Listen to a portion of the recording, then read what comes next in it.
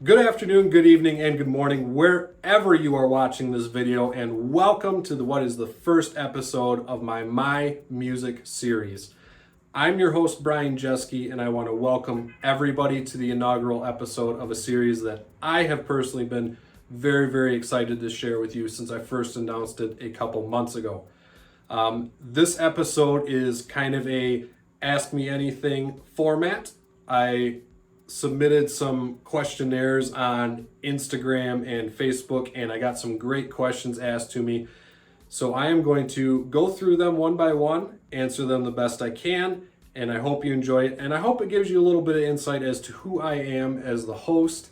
And I thought this was a great icebreaker before we get into the guest shows starting next week. Real quick disclaimer, no part of this video is sponsored in any way. All of the opinions and views I'm going to share are strictly my own. I like what I like, I dislike what I dislike. So without further ado, let's get into some questions. The first question comes from a user from Instagram, and they asked, why did you start playing? So I started playing at this point about 15 years ago. I still remember the first guitar I ever got was a Spectrum brand Stratocaster, actually sold from Kohl's, and it came with a small amp and a gig bag, and it wasn't anything special. It turns out that guitar is actually, pretty well liked amongst beginners, which I had no clue back in the day, and I ended up getting rid of it. But I got it for Christmas as a joint gift for my brother and I. We wanted to get into playing guitar because that was a cool thing to do. All the cool people play guitars, so why not add us to the list and we could learn the instrument as well. So obviously when you pick up guitar and you're young, you have big aspirations to become a rock star, a shredder. That's what I wanted to be. That's why I wanted to learn how to play. It wasn't until later, after about the third or fourth time picking up the instrument and letting it down, where I really started to dig in and enjoy the musical aspect of it and respect the instrument. And the love just kind of grew from there, and it's kind of become something that it's an outlet to be creative in. It's something that you can constantly work, unless you're some of the biggest names in the world, you're never going to truly master the instrument. So it gives me always something that I can strive to be better at. And that's why I love to play and continue to play to this day. Our next question says, why are you starting to do this YouTube stuff now? So now seemed like a perfect time to get involved into YouTube because I'm at a point in my life where I'm going to start doing things that I enjoy. I'm starting the YouTube journey now because I think it gives me an opportunity to do some of the things I'm good at. And instead of being pigeonholed into doing the things that are expected of me, I want to start to do things that I really enjoy. One of those is talking to people. I love the personal aspect of getting to know somebody, and I like being able to use my ability of public speaking really to my advantage and do something creative with it. And that kind of ties into my love for music, because now it lets me talk to other artists and support other artists, which I'm very passionate about, and give them an opportunity to put them on a pedestal, to talk about what they love doing, which they may not get that opportunity to do so otherwise. So any avenue that I can have to give them an opportunity to talk and to share some of my love for music and the guitar, it's a win-win. All right, our next question is Strat or Les Paul? Now, for those of you who may not know, these are the big two in the music guitar world. The Fender Stratocaster and the Gibson Les Paul. They're the two pillars of what electric guitars are and what they should be. That being said, I have owned many a Les Paul, Gibson, and knockoffs alike. Although I like to feel the instrument, and I believe they do sound great under the right circumstances, I can't get over how heavy they are, and I can't get over the amount of muddiness in the pickups. Maybe if it has to do with some of the tone wood and things like that, and it had a brighter sound to it, I would like it better. But 9 times out of 10, if I'm going to go into a guitar store and buy a guitar, it would be a Fender Stratocaster. Who's an artist you'd want to write a song for or with? This is an awesome question. There's a huge list of people that I would love to write a song with or for. Right now, if I had to pick one, it would have to be Chris Stapleton. He is among the best songwriters on the planet right now. He's phenomenal artist, singer, and just being able to sit down and work with him and put something on paper and write a song, or to even write a song for him, that would be a life-defining moment for me, and that would be absolutely amazing. What's your favorite song to cover? Very difficult question to ask because it goes on a show-by-show basis. If I had to pick one song that I cover more than any other, it would be the song Lies by J.J. Cale.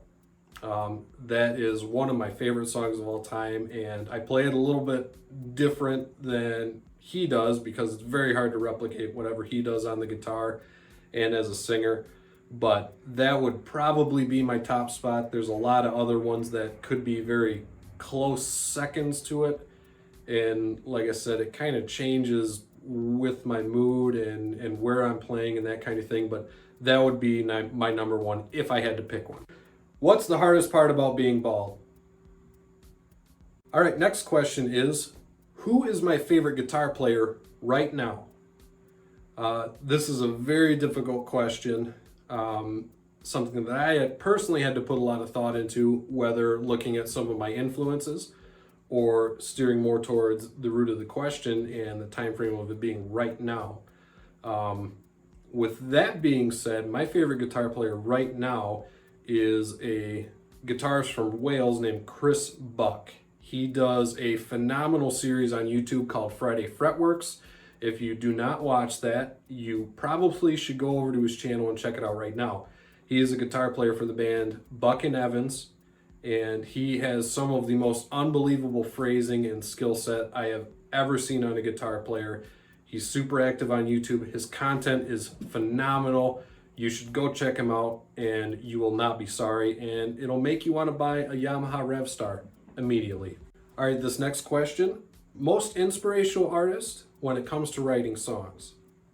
There is a clear-cut winner to this question, and that is, again, Mr. J.J. Cale. I already said that I love performing his songs live, especially Lies, because I think that is one of his best songs and my personal favorite of his.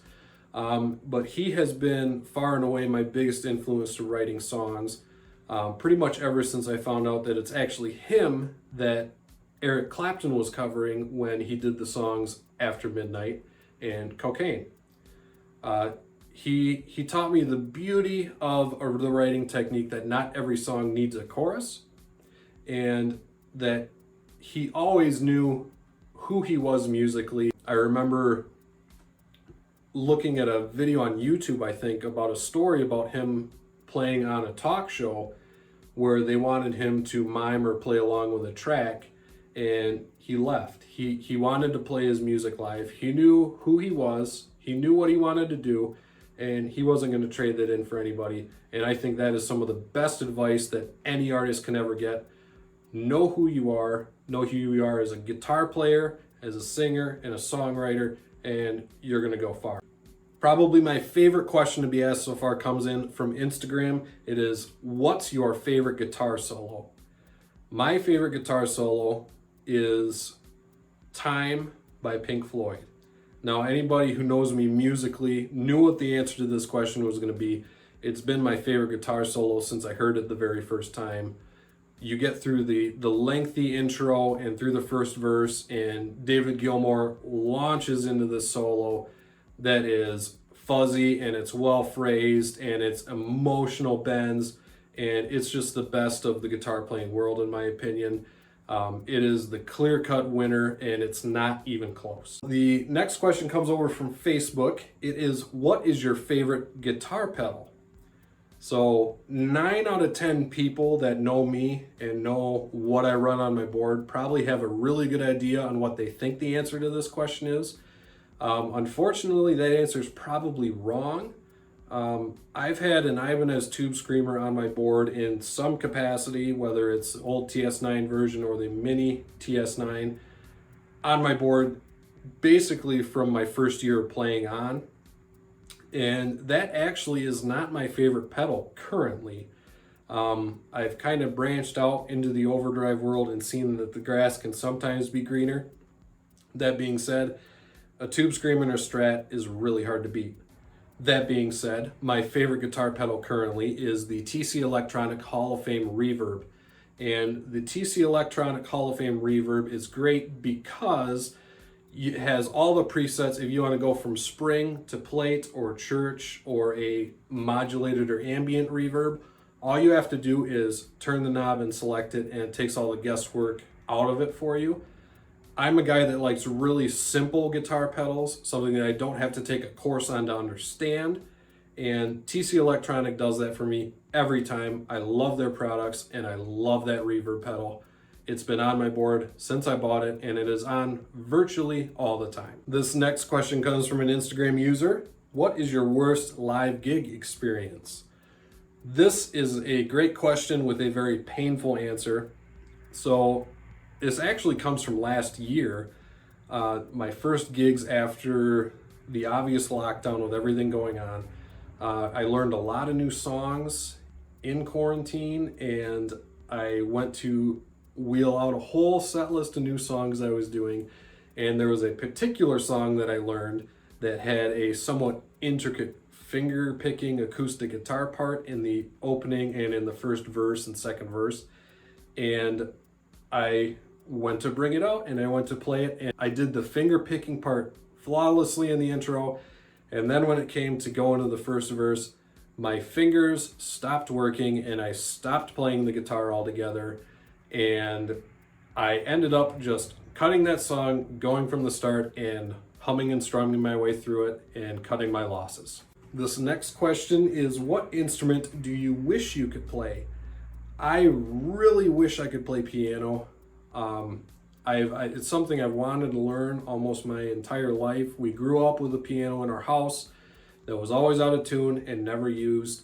And it's something that has stuck with me wanting to learn ever since then, but I've not put the time in, and that is my own fault. No excuses. Maybe someday I'll learn it. That is the instrument I wish I could play more than any other. And our last question comes in from Instagram. It is, what's your most memorable moment from a gig?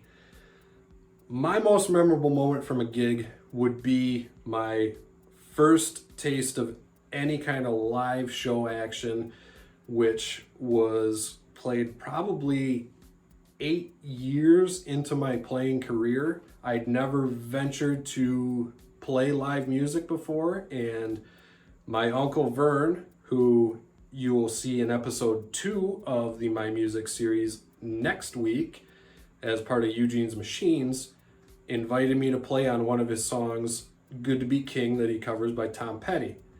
And we played that song live, and I stumbled my way through the verses and the choruses because there was a very distinct guitar solo at the end that we closed the song out with. And I remember going in and playing that solo and having an audience, and it was the most surreal feeling I've ever had in my life. And that was the moment that stuck out to me most on the guitar and made me want to keep with it. And that was just absolutely life-changing. So that is obviously my most memorable live gig moment. So that does it for the first episode of My Music, Meeting Your Host. Again, I have been Bryan Jeske. I'm so excited to have you in here and watching this video. Be sure to stay tuned next week for episode 2, which will feature a band I am very familiar with Vern Jeske and Brad Jeske and Eugene's Machines. If you like this video, be sure to hit the like button. Be sure to subscribe. Ring the bell if you want a notification. And I'll see you next time.